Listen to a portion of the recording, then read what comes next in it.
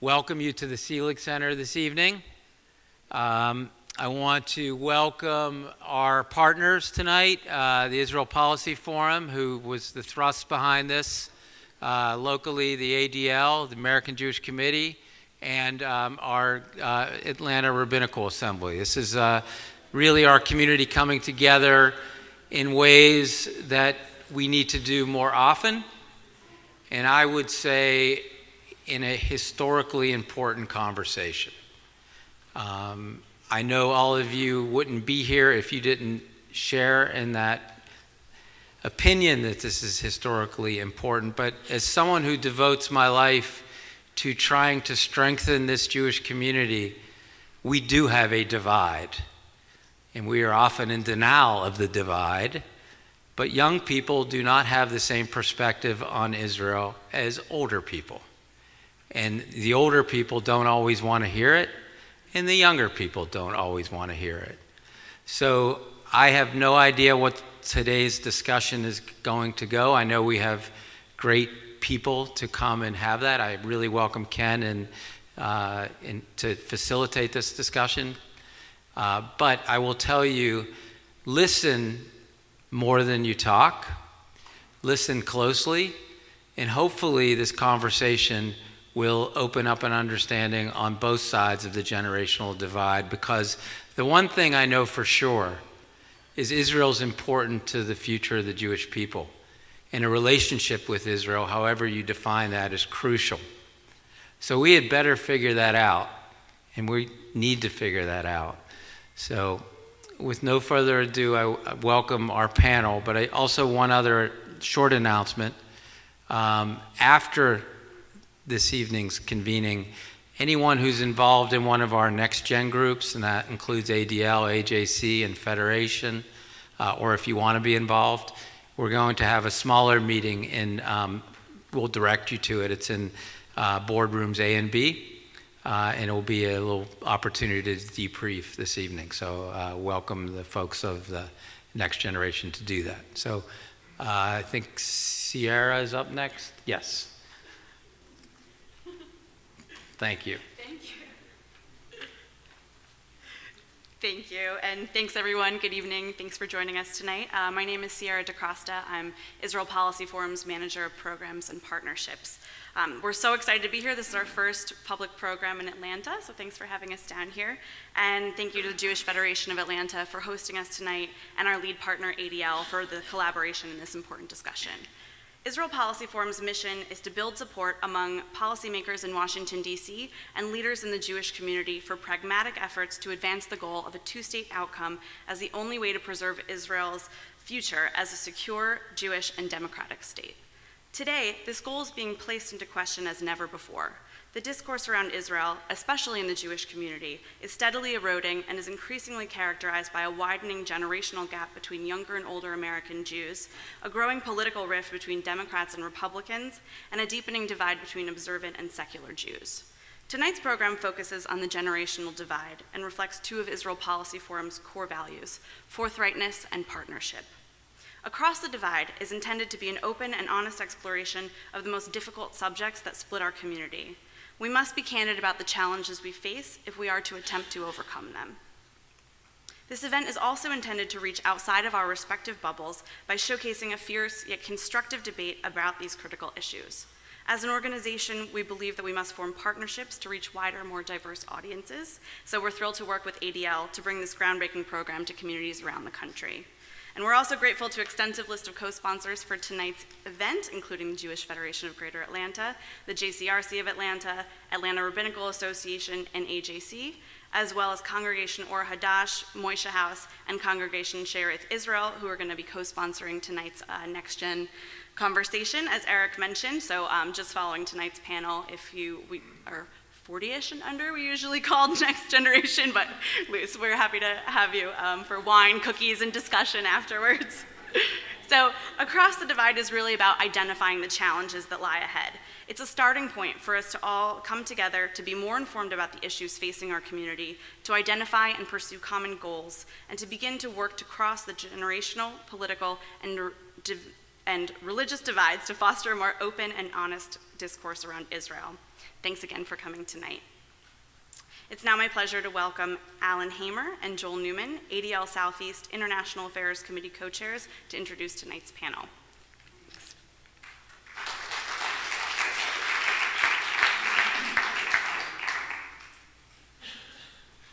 Good evening.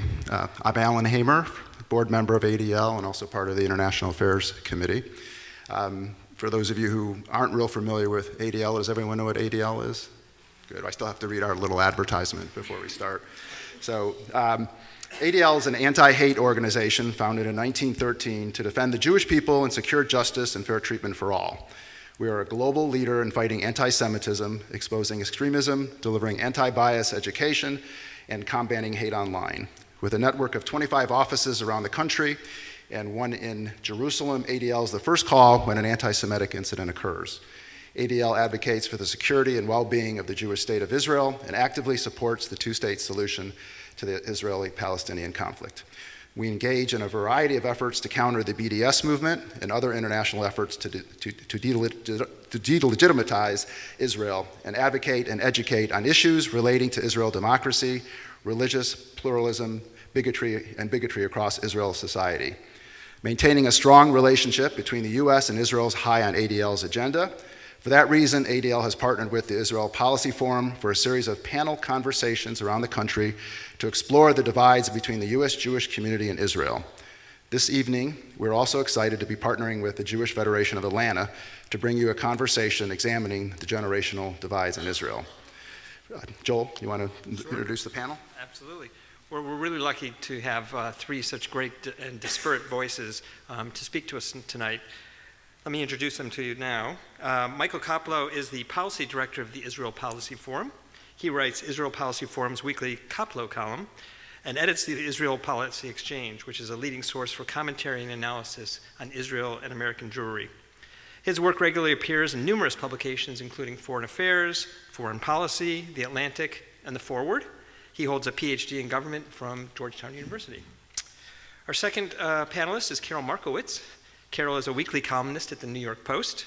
She has also contributed to numerous publications, including the USA Today, Time, the Washington Examiner, The Forward, National Review, Daily Beast, Business Insider, and Haaretz. Originally from the Soviet Union, Karol grew up in Brooklyn, where she still lives with her husband and 3 children, 9, 6, and 3, I believe. Not to be outdone, Michael has 3 children as well, 10, 7, and 4.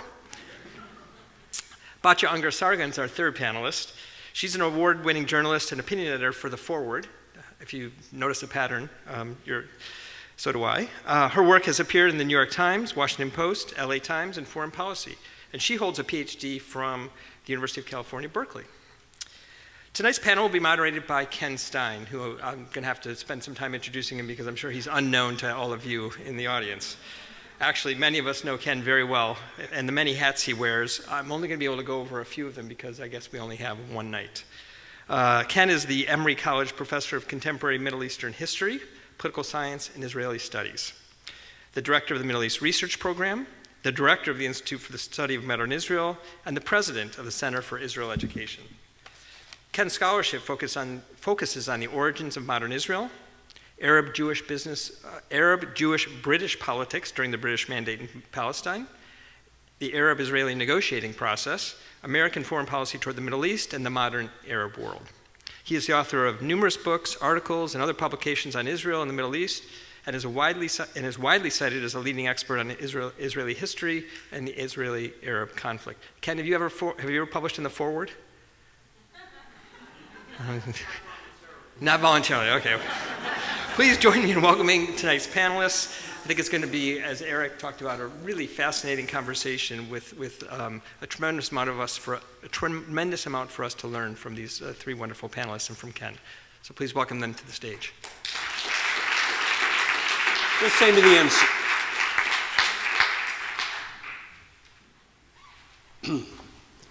Good evening. Batya, Karol, Michael, thank you. I hope we have a discussion between us as well as answering specific questions, and I would hope that as we go through the evening, you will respond to each other in whatever way that you see fit. And to the audience,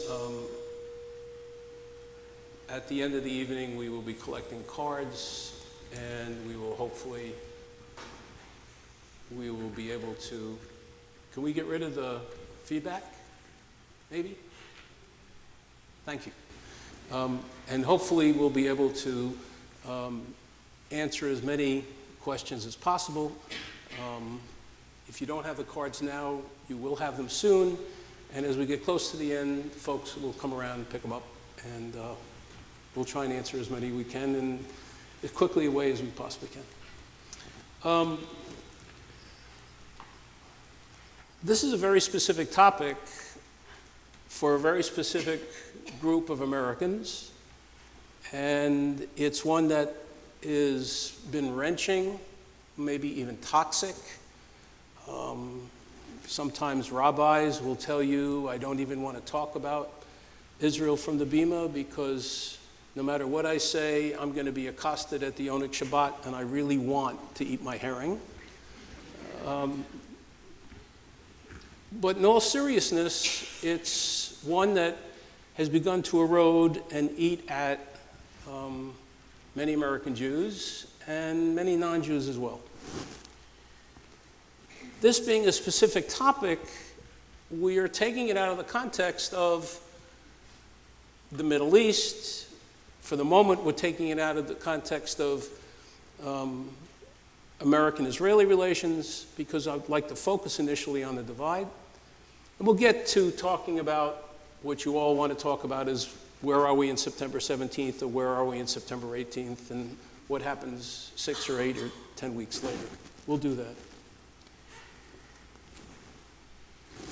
The commonality for all of us, whether we're Israelis or American Jews, is that sometime, maybe 5 or 6 generations ago, we had common ancestors in Izmir or Marrakesh or Fez or the Ukraine or Berlin,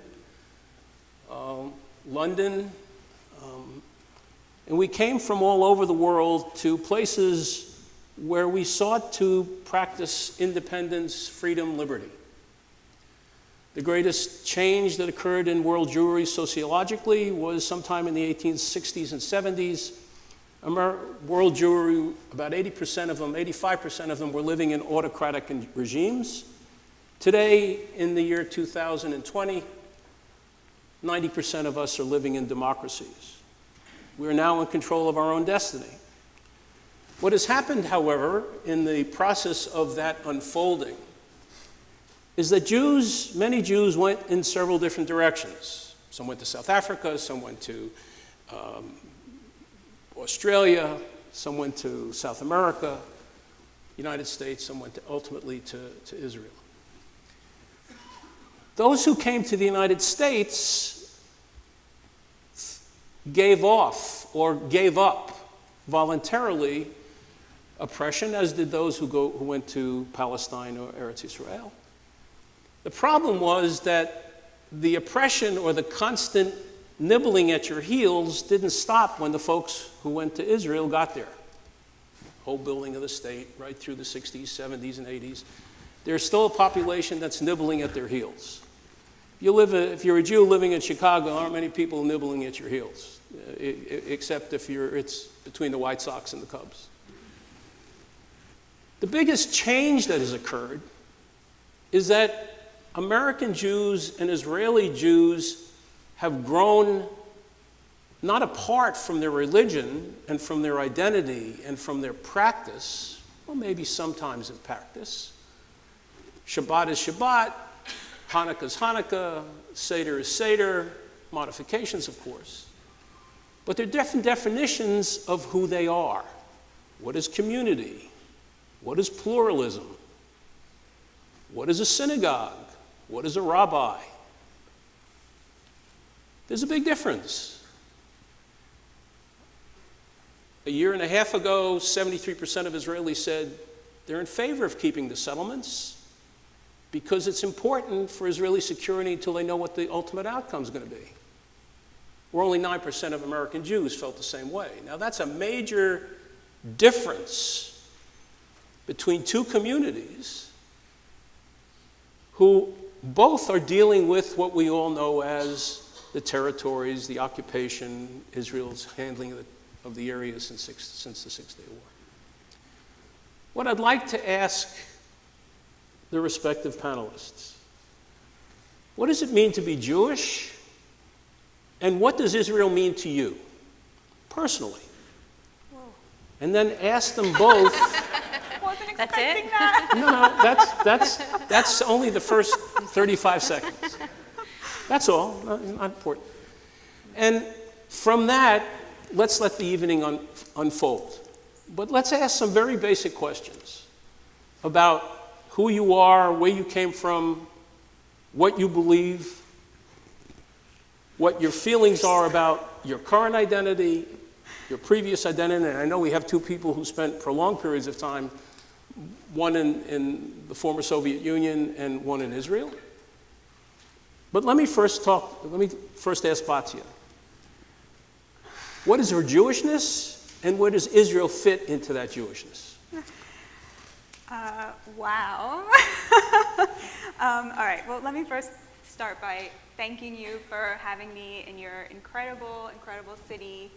I got to go to see Dr. King's home where he was born this morning and his tomb, and it was incredible. And he famously said that injustice anywhere is an affront to justice everywhere. And on that note, I would like to thank the Israel Policy Forum and the Anti-Defamation League, both of whom really, really embody that saying and the values embedded in it. So thank you for having me. Thank you to these amazing organizations. Wow, you started with like the hardest question. I'm not sure I can answer that, like, as they say, al regalachas, like on one foot. I think that is the question, which is, to what extent is Israel a pillar of American Jewish identity, and to what extent should it be a pillar of American Jewish identity? I think increasingly American Jews and Israeli Jews define what it means to be a Jew in different ways, and they're actually complementary ways. So I think for the American Jewish community, Jewishness is really a set of value propositions, liberal value propositions, but connected to the texts, connected to the Bible and the Talmud and to our tradition, so tzedek tzedek tirdof and, lo taneh al dabreacha and all of these things, like where we see the values of a liberal democracy reflected in our tradition and in our history. But it's really a set of values, and for Israelis, it's really more a question of nationalism, a question of they see Jewishness as Jews as a nation and being Jewish as belonging to a nation.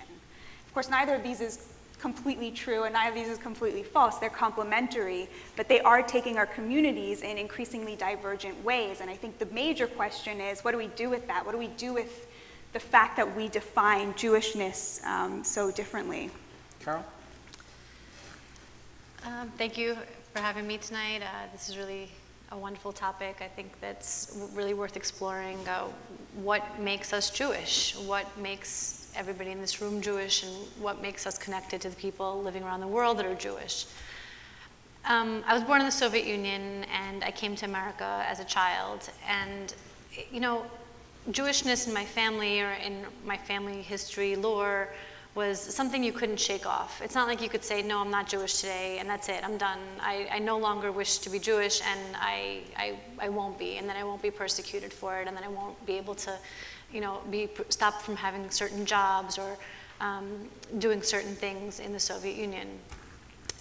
So because it's something you can't get rid of, and it's something that you are, and it's something that you just can't remove from yourself, I think I spent a lot of time thinking about what makes me Jewish and what does that mean in the larger context. And one thing is that the country of Israel provides a safety net for us that we haven't had in some time. I'm a very patriotic American. I'm very America, very pro-American. My family is just the typical immigrant family that moved to America and just hung the flag outside and really is just American. But it's hard to ignore that in the last few years, anti-Semitic attacks in America and in my hometown of Brooklyn specifically have really spiked. And it's hard to ignore that in Europe, it's been an issue for many, many years. And for many Europeans, Israel has been the safe haven. People have moved from France, from Germany, from various countries to Israel for safety. And yeah, we're living in democracies, but democracies don't keep us physically safe necessarily. So having Israel as sort of the safety net for Jews, even if I don't feel like personally I need to use that net, it is important to me, and it should be important to all of us. I think just one thing I want to add, if you look at the numbers of younger Jews in Europe and their connection to Israel, they feel very connected to Israel, and that's because they have to. If you don't have that connection, you don't have somewhere to go when they start beating you in the street for wearing a kippah. So I think that the American young Jewish people are losing their Israeli connection because they really haven't needed it, and it hasn't been something that's necessary to their survival. And I hope it won't be, but you never know. Mike? As everybody noted, this was a great question. I will try to answer it briefly, al regel achad. So I grew up in an Orthodox home in New York.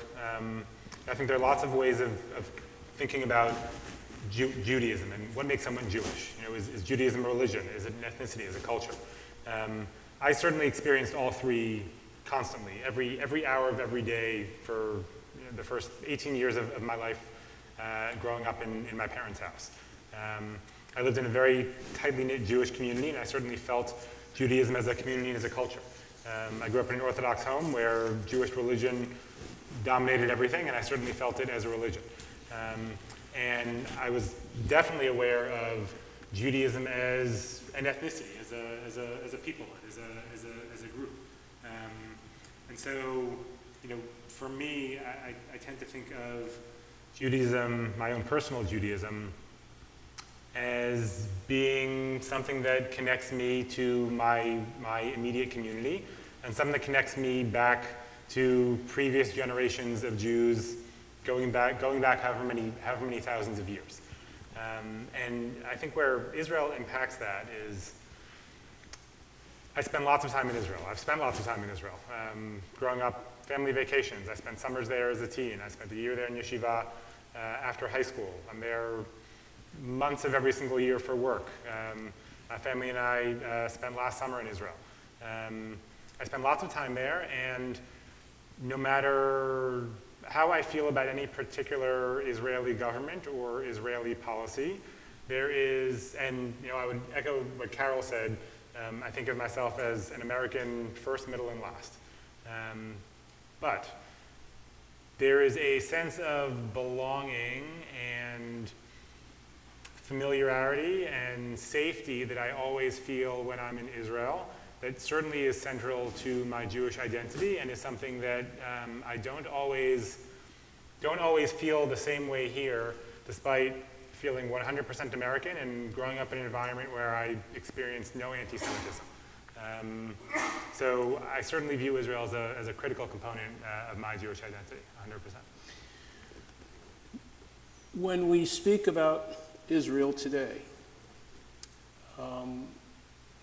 in your sense, do you think, we talk about generational divide, do you think your parents, your grandparents had a different view of Zionism in Israel than, let's say, the Emory University freshmen that just hit the campus and are 18 years old? And if so, why? Why is it different for your parents, grandparents, great-parents, great-grandparents, as compared to kids who, let's say, 35 years and younger? And I'm just picking a number out of the sky. There's nothing hallowed about the number. But what is this? What is the difference? Where do you find the difference? And if there is a difference, apparent, how serious is this divide?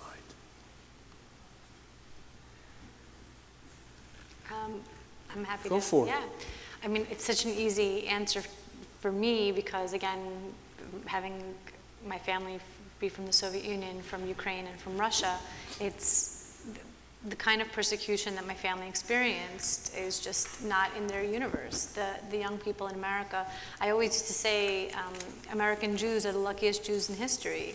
Like, where else have we experienced the kind of freedom and just prosperity and just being able to be ourselves, and whatever that means in every single way, getting to just live so freely and so safely. I feel like the Israeli Jews are constantly feeling like they're under attack. In America, we've sort of just coasted, and so the freshman at Emory has no idea what it's like. How are you communicating this to your kids? I mean, they absolutely grow up hearing that they're the luckiest people alive and that they should treasure that and they shouldn't take it for granted. Because, again, as American as I feel and as American as my kids are, everything could end. It could end at any moment. And now we have Israel, and it won't end the way it's ended in the past. Batya? I mean, I would say I think that there's sort of two things happening, one more cynical and one just more factual. So when I think about why, first of all, I sort of reject the premise. I sort of think that the data that young people are abandoning Israel en masse does not exist. And I think actually if there was a divide pre-Trump, I very much see Trump as having resolved that divide in a way, because his sort of closeness with Benjamin Netanyahu, which has enabled Israel to pursue some extremely illiberal moves, has actually made older generations of Jews feel a lot less comfortable with Israel than they had before. So in that sense, I feel that Trump has sort of reunited our community around being willing to criticize Israel in a way that perhaps we weren't before. I think that the two things I would say, the two main factors here are, number one, Israel. So I grew up in Israel, and the Israel today is just in no way comparable to the Israel that I grew up in. It is much, much less liberal. And of course, it's still a democracy, but it's much less of a democracy than when I grew up there. When I grew up there, the peace camp was really strong. And of course, the second Intifada happened, we have to recognize that. We have to recognize that 1,000 Israelis were murdered. You can't not recognize the pain and the trauma and the wound there. But at the same time, under Benjamin Netanyahu's interminable rule, a lot of sort of extremely ethno-nationalist policies have been pursued, and it's just impossible to ignore that anymore. I think it's impossible for older Jews to ignore that anymore. And to that extent, I think that's a good thing. We need to do better at sort of raising up our voices about those things. At the same time, I do think there was sort of a more cynical cause, which is the intersectional movement, which has sort of branded Zionism as racism, which was a piece of brilliant Soviet propaganda, from the Cold War that has sort of carried over into academia and then through their sort of filtering out. And of course, to be a racist is the worst thing on this planet. And that branding has been very problematic, and I think people on college campuses, young people in progressive spaces, feel that it's because the occupation is real and problematic, they find it very hard to answer the racism accusation. Because in a way, those things, they're not the same. But you could see why a young person would find it difficult, even an older person would find it difficult to explain the nuances of exactly why they're different. So in that sense, I think that those two factors have sort of combined to create this situation. But I'm a lot more hopeful than I think other people are, because I think it is good that our community is speaking up against the occupation. I think it is good that we're speaking up against the settlements. I think it is good that we're speaking up on behalf of Palestinian civil rights. That's really, really important for our community to do. So I don't feel quite the angst about this whole question. Right, but you would agree the entire Jewish community of North America is not speaking up against settlements or speaking up against the occupation. You would agree that there are segments of the American Jewish community that are doing that. I would say that the vast majority of American Jews oppose the occupation. They oppose the settlements. They believe they want to see a two-state solution. Could we be doing a better job? Of course, and we need to. Like, if you don't want to see Congress people embracing BDS in order to speak up on behalf of Palestinians, we have to do a better job of doing it ourselves, right? Like, that's really important. And I think Trump really has had a huge impact on our community because he really has kind of, I mean, I think our community is really, you can't compare us to 3 years ago when you really could still get branded anti-Semitic if you criticized Israel in certain areas. And now that's really not the case anymore. We're sort of really finding our voice and uniting around these principles. That's how I see it. Michael, in your view, is there a divide? How deep is it? And maybe when did it unfold? I think there definitely is.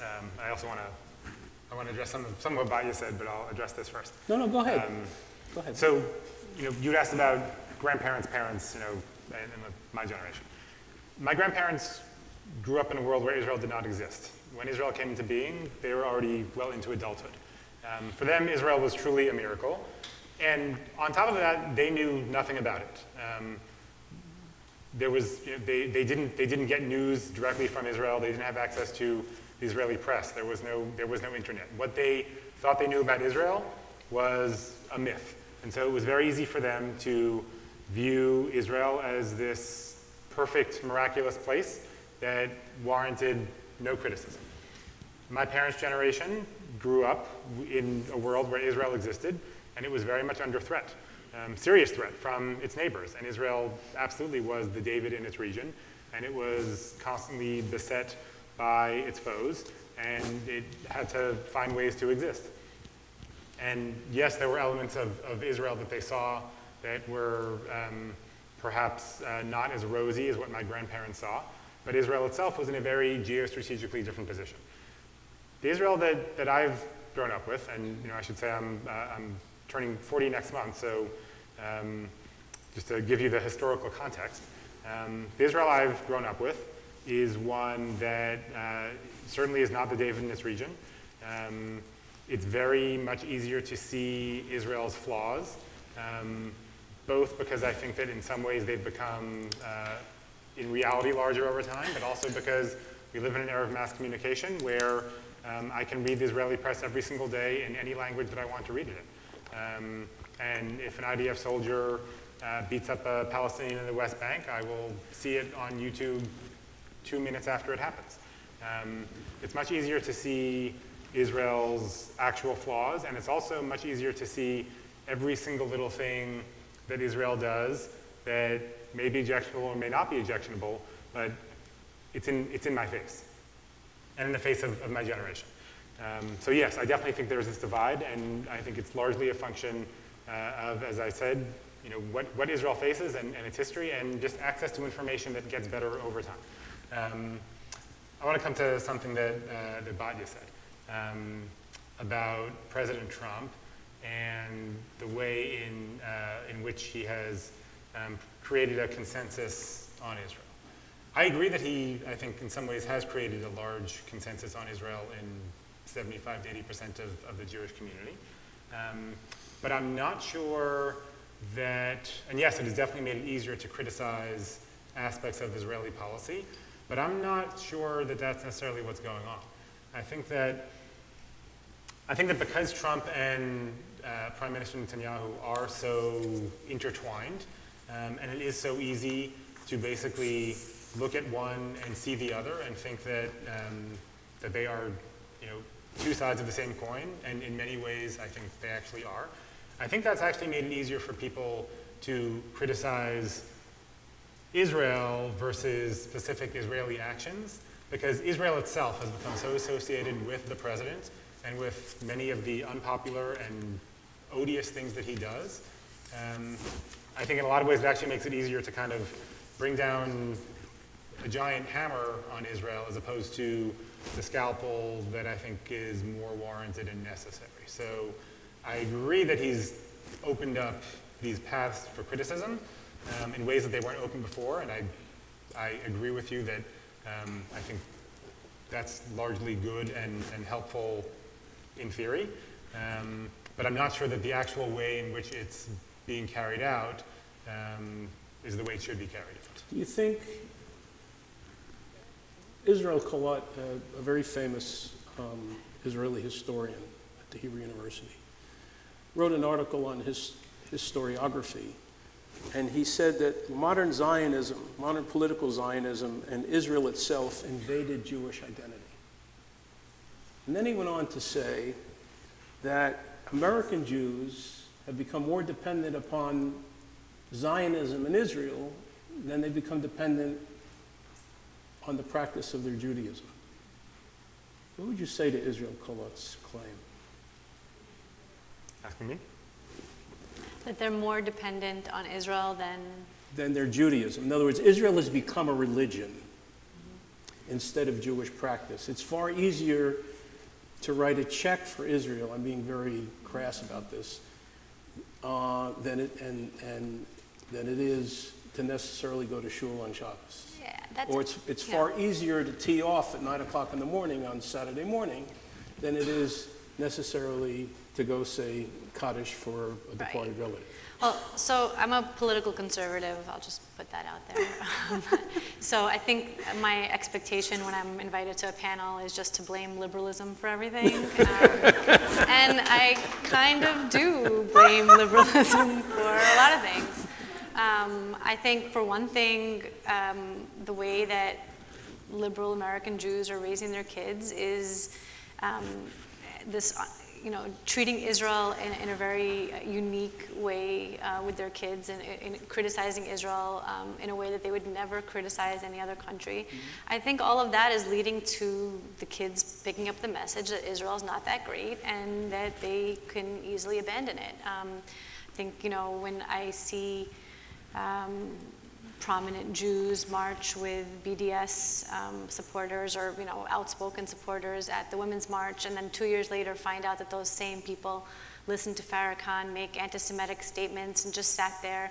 I mean, how are they surprised at this? And so, I think that replacing Judaism, the religion, with Judaism, whatever the cultural aspect is of it, is a real problem. And it's an even bigger problem when Judaism, the culture, becomes liberalism and only liberalism. Or if Judaism is personified by Israel, and Israel, the myth, becomes to disappoint. Right. And it begins to disappoint. And God forbid, you might support something that Trump does in Israel. Like, what if you're secretly, like something that Trump does, then it's really a problem for you. but wow, Batya, thanks. let me That's a ask surprise. I was sure I was going to get booed today. When we celebrate the Seder, we celebrate it in a manner in which we bring young kids around, we bring people to participate in this, and we're enjoined to remember it as if we were there. As if we were there. Do you think American Jews have begun to lose their memory of being Jewish? These questions, man. Too deep. These are such great questions. Emory's just down the street. I think it's a core reason why a certain group of people have forgotten about where we came from and where we might be headed. And you particularly said, Karol, that you have in your mind the Ukraine, you have in your mind that this is a safe haven. Can't communicate that to some kid who's from Westchester who's in a freshman seminar. Yes. So if we've lost our memory, how do you restore it? Do we need something bad to happen in order for us to realize? Well, after I'm how listening bad to we've you, had I it? actually think so. No, I don't. Oh, you know, it's funny. My brother-in-law made this comment to me one time. But you know how all the bad stuff that has happened to Jews throughout history we've turned into holidays, like, you know, like, oh, we were slaves in Egypt and now we have Passover. It's funny, or not funny, but it's interesting, exactly. But we haven't done that with the Holocaust. We have a Holocaust Remembrance Day, but we don't have sort of a holiday around it where we get together and we talk about, what really happened and like how devastating that was to Jewry around the world, and how there was no guarantee that there would be any Jews left at the end of that. And so I don't know. I'm not sure that was above my pay grade, but maybe some some more commemoration would be in order. Michael, you spoke about the speed with which you have access to information. It creates a certain impatience amongst all of us when we're looking for information. We want it as quickly as possible. You know, our little machines buzz and beep and do all those things, which I still haven't figured out. Do we understand that Israel remains unfinished? It's only 70 plus years old. You know where the United States was in the 1840s? I think it's a great point. I think that no, I think we don't understand it. That Israel is only 7 years old and has been beset by these challenges. But the flip side of that is that history moves much quicker now. So yes, it's 100% valid to say, you know, in 1848, right? That's where we would be if, Something right? like that. If we're measuring the U.S. and Israel, right? 1847, 1848. You know, look at where the U.S. was and look where Israel is. You know, Israel is just leaps and bounds ahead.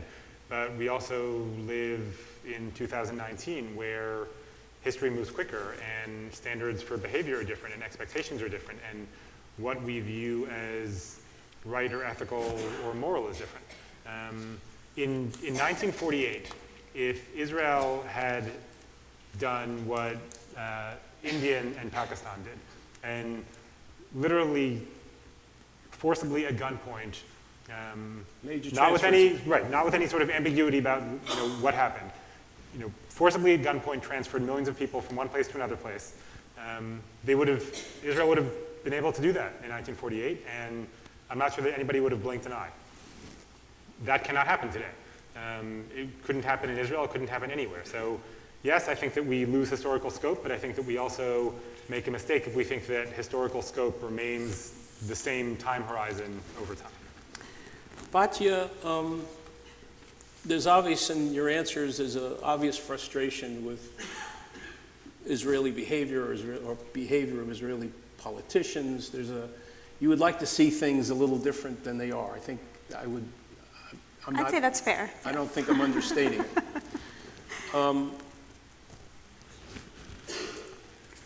Is it the duty and responsibility of American Jews to change, to impose or apply their standards on a state in which they don't live? Of course.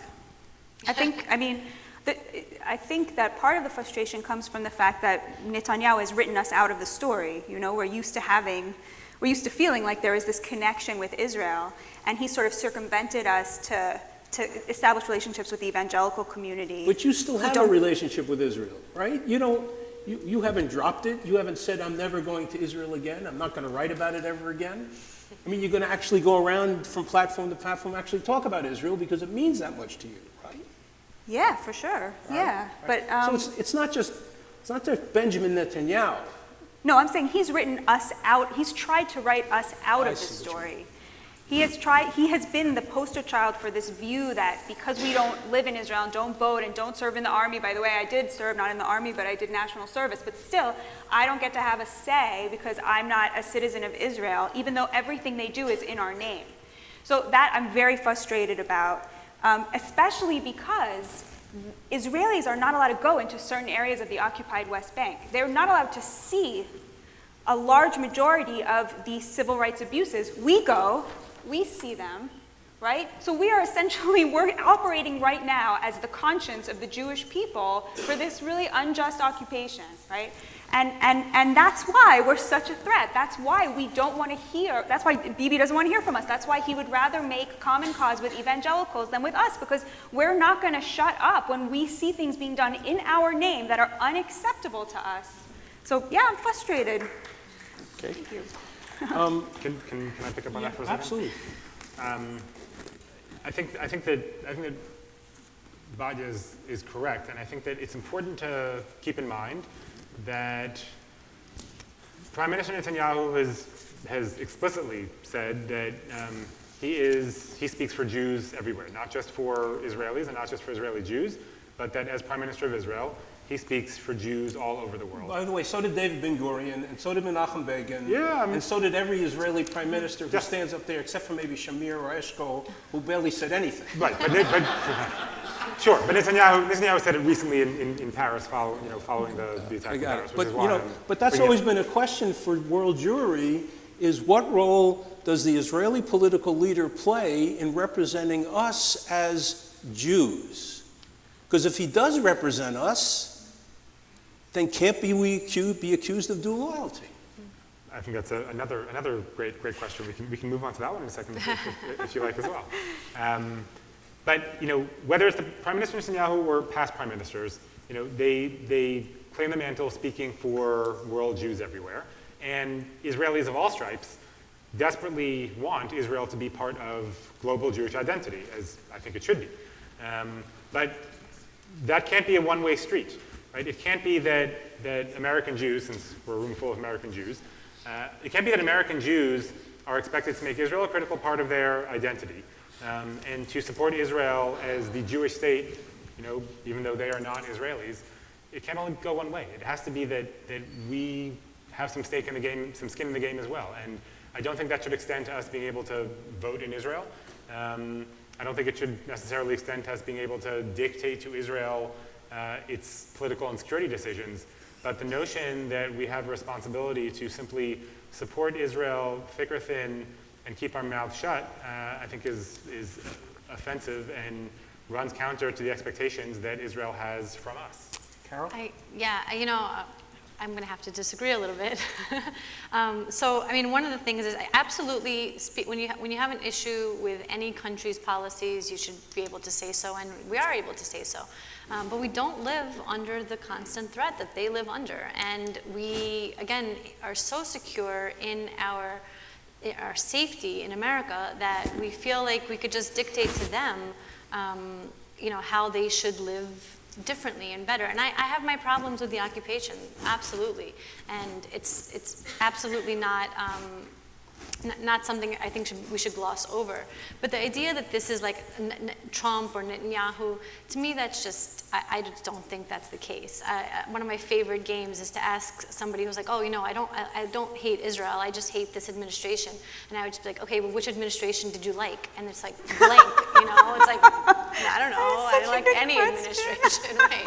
Because, come on, they don't like, people who generally hate Israel or, openly dislike Israel don't have any Israeli administration that they've ever enjoyed. I'm sure you guys are a little bit different. I'm sure you have your favorites. But it's not about the administration, and it's really about the way Israel is securing itself. And for the most part, we kind of do have to stay out of it. I think it is they live under that threat. We don't.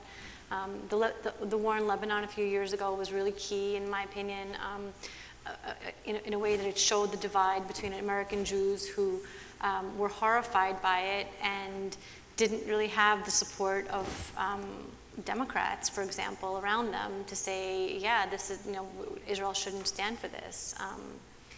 I think it's a tough situation in Israel, and I think they're, really doing the best they can. Even if you hate Netanyahu, it's kind of, he keeps getting picked. Doesn't matter who's prime minister after September 17th. Israel still has an Iran problem. Right. Israel still has neighbors who are imploding because the states are falling apart. That's not going to change, right? Right. So yes. if you were head of Israeli military intelligence, would you be giving advice to Benjamin Netanyahu to pay attention to Americans who don't like what you're doing? Or would you say it's better to worry about centrifuges that are coming out of Iran? If you had to Again, make a choice. I don't want American Jews to go ignored, because I do think that Israel is part of us. But I also don't think that American Jews should think that their opinion is going to override what the Israelis decide for themselves. And unless the American Jews are willing to live there and move there and raise their children there under the threats that Israelis face, for the most part, it's something we have to stay out of. I agree with that entirely. I don't think that anything that anybody in this room wants should override the decisions of Israelis on security matters. That's, as I said, that's for them to decide. But where I think many Israeli governments, but particularly this one, have made a mistake is that the American Jewish community is a national security asset for Israel, both because we support Israel as a community, but also because historically U.S. policy toward Israel is driven by the American Jewish community. And I think that to the extent that Israel loses the American Jewish community, or to the extent that American Jews don't feel as if any opinion they have on Israel is heeded, it's going to erode Israel's security as well. And what I wish is that Israeli governments would take that into account. And as I said, I agree with you. It does not and should not override the priorities of Israelis and Israeli voters and Israeli politicians. But I think that they take a narrow and too myopic view of the benefit of having American Jews in their corner. Just the one last thing that you said at the start of this, some 90% of American Jews live in democracies. Well, this is the problem. This is the problem of democracies. People make decisions for themselves, and we have to kind of live with the decisions we don't like. And we have to learn how to live without oppression. And think about ethics and values and all those good things. Batya, can I turn to you for the first question? What can be done by the Jewish community to help shrink the divide?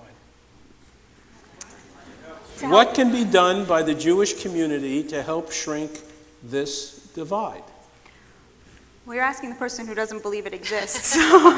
I would say young people, it's their job to be extremists, to be little Khmer Rouge, right? Like, they're young and they're supposed to be experimenting with their minds, and they're not supposed to be right about everything. Like, listen to them. My German Jewish mother never said that.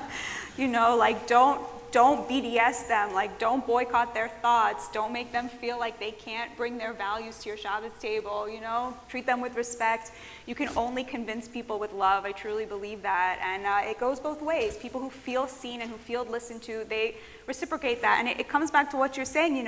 There's a real abuse involved in Israel cutting us off and telling us that our opinions don't matter, because it's not like we can then say, then we're going to cut you off, right? Being pro-Israel is not a choice for us. It is not a choice for American Jews. We don't wake up in the morning and say, oh, am I going to be pro-Israel or not? Young people are doing that, right? But it's not serious, right? They get older and that connection stays. It is not a choice for us. So telling us that our opinions don't matter, that we don't have a say while representing us in the world, on the world stage, is I really feel that it is an abuse of our love and that relationship.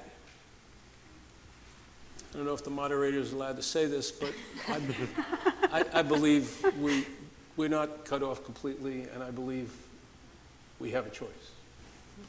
What do you think we can do to get younger people to show up for discussions like this? Michael? I mean, if you want to recruit here for the Israel Policy Forum, here's your answer. Yeah. Free alcohol. Right, exactly.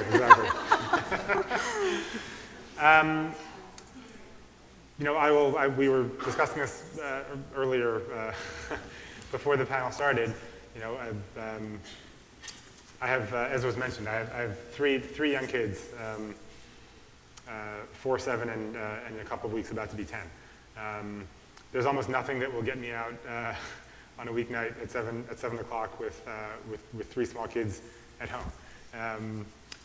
Having said that, though, and this is why we'll plug the Israel Policy Forum, I think that the key to engaging a younger generation, and it's something that we at Israel Policy Forum, and particularly my colleague Adam Bassiano, who's sitting here in the front row, have done extremely well with our young leadership initiatives, is giving younger American Jews a space to discuss Israel in a way that is substance over slogans.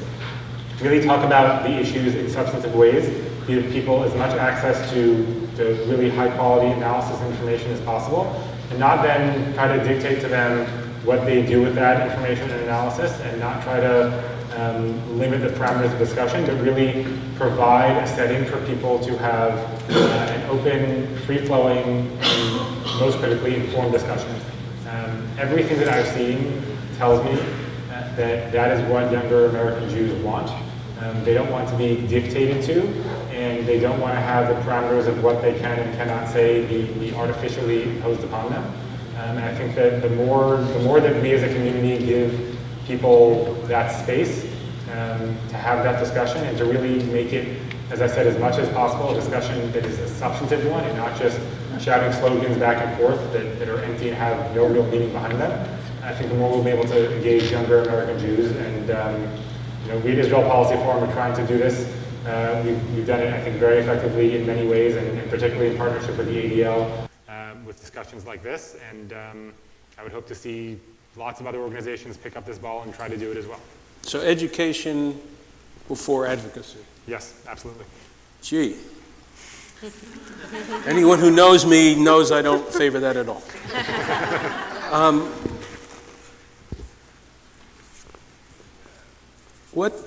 There's a question here about BDS. How do we influence our kids on campus who don't necessarily have a grounding, a background, a simple understanding of why Israel came into being and why it needs to exist? And they get slid over into listening to a slogan and then parrot it. What can be done as an antidote? What would you do if money were not the objective? How would you approach this movement among some on campus that pulls away the unaware, the uninitiated, or the uninformed? Me? I would say the answer is wait. I'm sorry? I would say the answer is wait. Wait. I mean, 95% of American Jews say they're pro-Israel, okay? 95%, right? So not all the young people, and not even a sizable portion of them, are joining BDS. Only 70% of Americans don't even know what BDS is. They haven't even heard of it. BDS is not a real threat. It is an invented threat. It is a failed movement. It's been invented by Israel as a kind of foe for them to fight. It's not real, and it is not worth our time and our energy. We are American Jews. We believe in free speech. We have to support the right to boycott as American Jews. It may offend us on a personal level to see other Jews being boycotted. It offends me on a personal level. That doesn't make it something that is like a huge threat or something that is anti-Semitic. I just wish we would stop talking about it. It just seems to me like such a waste of time. Not at all one of the major threats that Israel is facing, that American Jews are facing. I just wish people would stop worrying about it and stop talking about it. Let your kid join BDS. Like, they'll be done with it in 5 years. I just think it's like so overblown. So the last thing that Batya said was, you challenge arguments with love. Not in my house. We challenge arguments with other arguments, with better arguments. And so to a BDS kid, if my kid joined BDS, it would absolutely kill me. But I would also, I'd want to engage with them about that. And I'd want to go through their house and find all the items that were made in China and ask them why they weren't boycotting that. I would want to make strong arguments in their direction and not just be like, well, okay, you're going through this crazy phase. That's just not good enough for me. I think that presenting better arguments against these crazy movements is part of what we should all be doing with all the young people in our lives. happen to have a lot of young people in my life, and I don't let them get away with making crazy arguments that they heard on the college campus, over Passover or Shabbat dinner without getting some sort of pushback from me. And it's respectful, but I don't treat them like they're doofuses who can't hear, another opinion. And often they go away having changed their mind somewhat. So I think we have to just keep pushing back. We can't, I don't think we can just roll over and say, do I think it's the greatest threat? No, I don't. But it's not something that we should allow to happen. I think the definition of anti-Semitism is treating Jewish people in a different way, or holding them to impossible standards that we don't hold anybody else up to. And BDS is a perfect example of that for me. Michael, let me ask you a question about the day after tomorrow. Are we here in 20 years with a conversation about, is there a divide? Was there a divide? How come there isn't one now? What has changed in these 20 years? I think there's always been a divide. I think we feel it more acutely now. But you can't read the exchanges between Ben-Gurion and Blaustein, or between Ben-Gurion and Ravidovich, back in the late 1940s and early 1950s, and conclude that there wasn't a divide. For those who aren't familiar, the first exchange was between Ben-Gurion and Jacob Blaustein, the head of the AJC, where they basically laid out their differences of the proper role for Israel in American Jewish life. And the second exchange is actually, in many ways, the starker one between Ben-Gurion and Ravidovich, where Ben-Gurion essentially tells Ravidovich, who founded the Near Eastern and Judaic Studies program at Brandeis, my alma mater, told Ravidovich that American Jews will never be complete Jews until they live in Israel, that there's no such thing as a complete Jew or complete Jewish life outside of Israel, and that American Jews are basically doomed to lead empty, hollow existences as Jews. So, and again, this is between 1948 and 1952. So the divide always existed. I think that 20 years from now, we will be sitting here and still discussing a divide. I think the question is whether that divide will be significantly worse than it is today or not. And I know Batya disagrees with me on this one. But I think that the answer to that question is largely going to rest on decisions that are taken by the Israeli government in the next couple of years, specifically with regard to annexation of the West Bank.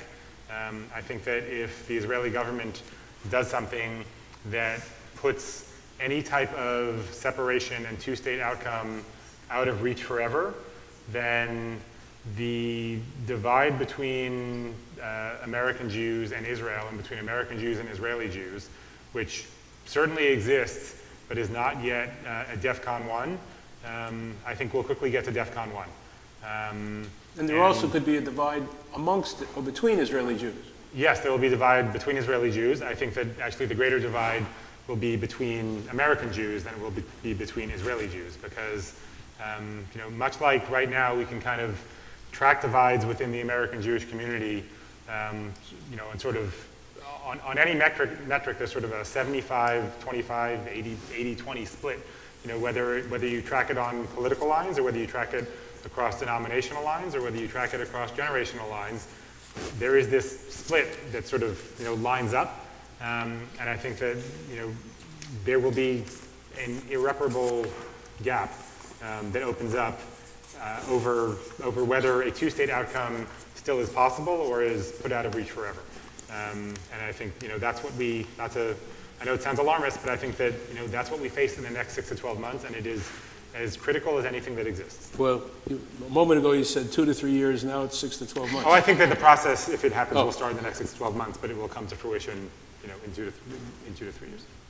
Any of you want to roll the dice and say what happens on September 17th? I will. Go ahead. No, we're professional journalists. We don't make predictions like that. Come on. All right, well, But you can see it in the blog post in the morning. Yeah. I'll make a prediction. I think that we're going to see a deadlock again, because Lieberman is not going to easily throw support to one side or the other. I think that the end result is almost certainly going to be a unity government. The question is whether it includes the prime minister or not. And I think that the answer to that question also depends on the Trump administration and whether it decides to unveil a peace plan during coalition negotiations or not. I think that if it does not unveil anything, the only person in Israel who is going to be willing to sit through a third election is Prime Minister Netanyahu. Nobody else. Wait, Sarah will. Yes, that is true. as well Yair. Avner, I'm not as sure about. Nobody else within Likud is going to be willing to do it, and I think that Likud will find a way to sideline the current prime minister and sit with Kahol Lavan. I think that if the Trump administration unveils their, I hesitate to call it a peace plan, their political vision, and it almost certainly will include a green light for Israel to begin to apply Jewish sovereignty to communities in the West Bank or to actually annex settlement blocks. I think the Prime Minister will turn to the heads of Kahol Lavan and say, this is a historic opportunity that has only resulted because of my relationship with President Trump. It is your duty as Zionists to help me see it through because it may never raise its head again. And I think in that situation, Benny Gantz will become defense minister in the next Netanyahu government. That sounds right. And let's not forget that there's a Palestinian side of this equation, and that community has been going through a succession crisis since Arafat's death, and we still don't know how that's going to unfold. Is it possible that there's a Palestinian Ben Gurion or de Gaulle hanging out there? I don't know. None of us who taught in 1977, as I did here at Emory, was willing to stand up in January of '77 and say, I have an idea that in 11 months, an Arab leader is going to go speak under Herzl's picture in the Knesset. I think they would have taken away my degree from Michigan and given me one from Ohio State. I want to thank you all for joining us this evening.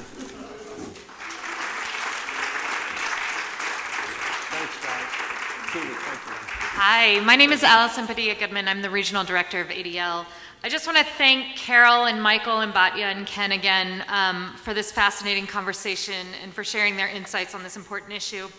I also want to thank Eric and everyone at Federation for hosting, Sierra, Samantha, Adam, and everyone at Israel Policy Forum for their partnership on this series, David Hoffman and all of my ADL colleagues for their hard work on this event, and of course AJC and JCRC and the Atlanta Rabbinical Association for their continuous partnership. To kind of echo what Eric said earlier, tonight's panel is really timely and really important and something we need a lot more of in this community. And so we're really excited to be working with Israel Policy Forum to bring this series across the country to other cities. If you are a young professional under 40, you're welcome to join us for a special post-event reception and conversation in conference room AB. There'll be some people out there to direct you. And thank you again for being here, and we hope that you take some of these stories and continue to share and discuss.